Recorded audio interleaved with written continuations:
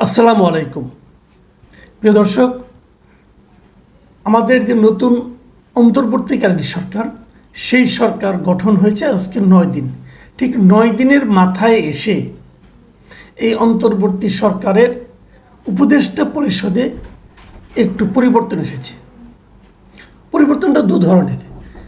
প্রথমত পরিবর্তন হলো নতুন কয়েকজন উপদেষ্টা নিয়োগ করা হয়েছে, 4 জন। তাহলে 4 জন নিয়োগ করার ফলে এখন প্রধান উপদেষ্টা সহ মোট উপদেষ্টা হলো 21 জন। আর আরেকটা পরিবর্তন হলো কিছু দপ্তর বাড়ানো হয়েছে বিভিন্ন জনকে, এবং একজন মাত্র উপদেষ্টার দপ্তর পরিবর্তন করা হয়েছে। স্বরাষ্ট্র উপদেষ্টার দায়িত্বপ্রাপ্ত ব্রিগেডিয়ার সাখাওয়াত হোসেনের দায়িত্ব চেঞ্জ করা হয়েছে। স্বরাষ্ট্র মন্ত্রণালয়ে এখন দেওয়া হয়েছে সাবেক সেনা কর্মকর্তা জাহাঙ্গীর আলমকে, এবং সাখাওয়াত সাহেবকে দেওয়া হয়েছে বস্ত্র ও পাটের দায়িত্ব। এবং এর পাশাপাশি অন্য কয়েকজন উপদেষ্টার কাছেও একাধিক মন্ত্রণালয়ের দায়িত্ব দেওয়া হয়েছে।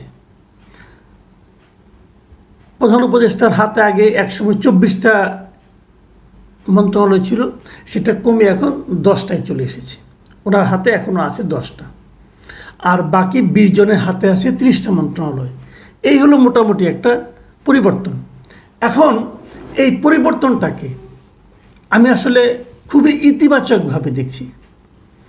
ইতিবাচকভাবে মানে কেউ ব্যর্থ হয়েছেন, কেউ সফল হয়েছেন, অথবা সাফল্যের বিবেচনায় তাকে বাড়তি দেওয়া হয়েছে, এরকম কিছু কিন্তু আমি ভাবছি না।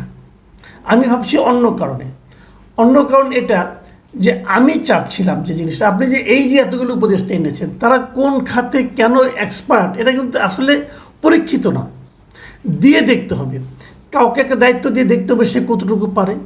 না পারলে তাকে সরিয়ে দিতে হবে। আগে আমাদের একটা প্র্যাকটিস ছিল যে আগে আমাদের যিনি প্রধানমন্ত্রী ছিলেন, তিনি যাকে যে দায়িত্ব দিতেন, তিনি সেটা পারুক আর না পারুক, সেই দায়িত্বটা মনে করতেন আমি দিয়েছি, অতএব এটা নিয়ে আমি কোনো সমালোচনা শুনবো না। এই ছিল তার অ্যাটিটিউড, যে আমি দিয়েছি, সে যোগ্য হোক বা না হোক, আমারটাই চূড়ান্ত, আমি এটা চেঞ্জ করবো না, যা কিছু হোক আমি ওটিয়ে রাখবো। এই যে তার একটা বাহাদুরি এবং অনমনীয় ভাব, নিজের উপর যে একটা অতিরিক্ত একটা আত্মবিশ্বাস, সেই জায়গা থেকে আমার কাছে মনে হয়েছে ডক্টর ইউনূস বোধহয় অতটা রিজিড থাকছেন না। উনি চেঞ্জ করছেন। উনি দেখছেন কাকে দিয়ে কী হচ্ছে, দেখছেন যাকে দিয়ে বিতর্ক হচ্ছে তাকে সরিয়ে আরেক জায়গায় দিচ্ছেন। বিতর্ক হওয়া মানে তার ব্যর্থতা তা কিন্তু নয়, বাট উনি বিতর্কটাকে নিয়ে আলাদা কোনো বাড়তি কোনো আপনার সময় ক্ষেপণ করতে চাচ্ছেন না। আমার কাছে যেটা মনে হয়েছে, উনি কী কারণে চেঞ্জ করেছেন এটা উনিই ভালো বলতে পারবেন, আমি জানি না। তো আমি এটাকে যেভাবে ব্যাখ্যা করছি সেটা আপনাদের সঙ্গে শেয়ার করছি। তো এই যে চেঞ্জ করার মানসিকতা, কাউকে দিয়ে দেখলাম সে পারলো কি না, অথবা সে লেজে গোবরে করে ফেললো কি না, অথবা সে কোনো বিতর্কের জন্ম দিল কি না, যদি দেয় তাকে আমি সরিয়ে আরেকটা জায়গায় দেব, অথবা যদি এমনও হয় সামনে সে দিতেই পারলো না, পারলোই না, তখন তাকে সরিয়ে দেবেন, কোনো সমস্যা নাই। একটা কথা মাথায় রাখতে হবে যে আমাদের কিন্তু মূল লক্ষ্য একটা, সেটা হলো সাফল্য। যদি আপনি ব্যর্থ হন, তাহলে কে ব্যর্থ হয়েছে লোকে কিন্তু এটা দেখবে না। লোকে দেখবে ডক্টর ইউনূসের উপদেষ্টা মণ্ডলী ব্যর্থ হয়েছে, পুরো দায়িত্বটা ডক্টর ইউনূসকে নিতে হবে।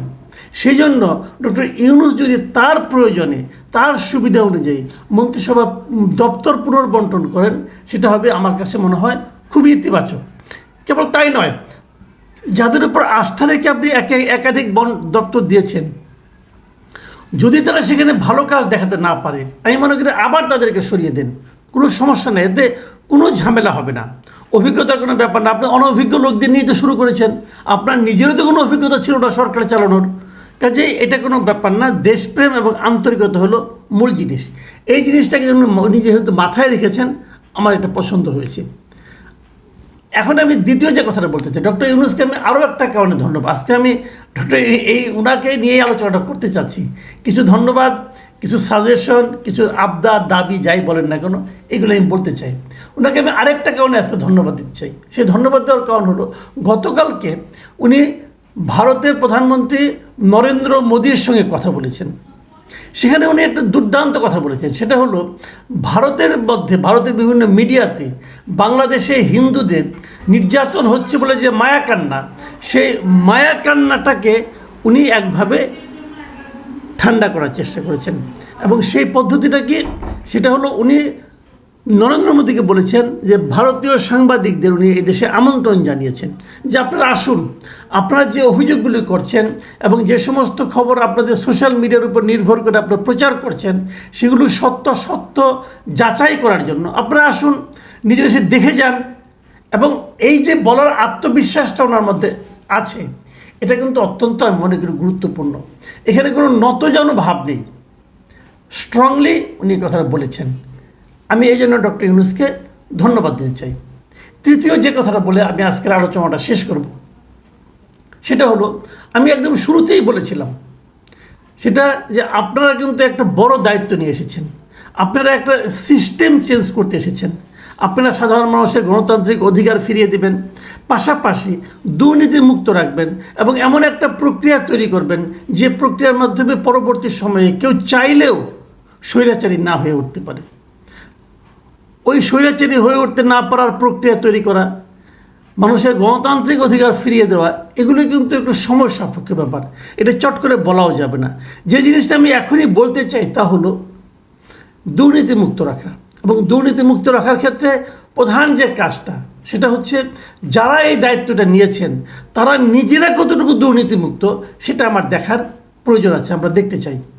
সেটা দেখার একমাত্র উপায় হলো আপনারা যখন এই দায়িত্ব নিয়েছেন তখন আপনাদের কী পরিমাণ সম্পদ ছিল তার একটা হিসাব জাতির সামনে দিয়ে দিন। এর মধ্যে আমরা যে জিনিসটা দেখলাম যে আইন বিষয়ক উপদেষ্টা ডক্টর আসিফ নজরুল, তিনি গতকালকে পত্রিকায় দেখলাম যে একটা প্রজ্ঞাপনের মতো বলেছেন, একটা নির্দেশনা দিয়েছেন, সেটা হলো বিচার বিভাগীয় যারা দায়িত্বপ্রাপ্ত ব্যক্তি আছেন, বিচারকরা, আদালতের, তাদের সবার সম্পদের হিসাব 10 দিনের মধ্যে দিতে বলেছেন। আমার কাছে এটা খুব চমৎকার একটা নির্দেশনা মনে হয়েছে। তো যদি তারা দেয় তাহলে যারা নাকি উপদেষ্টা তাদের তো আরও আগে দেওয়া উচিত, কারণ তারাই তো সর্বোচ্চ পর্যায়ে আছেন। কাজে আমি মনে করব ডক্টর ইউনূস ওনাদেরকেও বলবেন যে যত উপদেষ্টা তারা আছে সবাই যেন আগামী 7 দিনের মধ্যে অথবা 10 দিনের মধ্যে উনি একটা সময় নির্ধারণ করে দেন। সময়ের ব্যাপারে আমার কোনো বক্তব্য নেই, কিন্তু এই সময়ের মধ্যে সবাই যেন যার যার সম্পদের হিসাব, নিজের এবং নিজের পরিবারের সম্পদের হিসাব যেন দাখিল করে এবং সেই দাখিলকৃত হিসাবটা যেন পাবলিক করা হয়, এটা আমাদের দাবি। আমরা জানতে চাইতেই পারি, আমাদের সেই অধিকার আছে বলে আমি মনে করি। সেই সম্পদের হিসাবটা সবার দেওয়া হোক এবং সেই সম্পদ কী পরিমাণ কম বেশি হয় সেটা যেন আমরা একটা নির্দিষ্ট সময় পর পর আবার নতুন হিসাবটা দেওয়া হবে এবং সেই হিসাবের সঙ্গে যেন আমরা মিলিয়ে নিতে পারি। এটা খুবই জরুরি। এই কারণে জরুরি যে আপনি যদি আপনার সম্পদের হিসাব দিতে না পারেন তাহলে আপনি অন্যের সম্পদের হিসাব চাওয়ার নৈতিক অধিকার আপনার থাকে না। এটা একদিকে।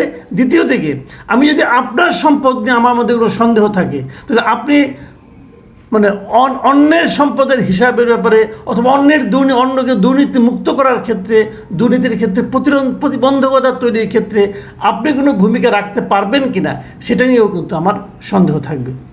আমি আশা করব আমাদের এই প্রস্তাবনাগুলো আপনারা গুরুত্বের সঙ্গে দেখবেন।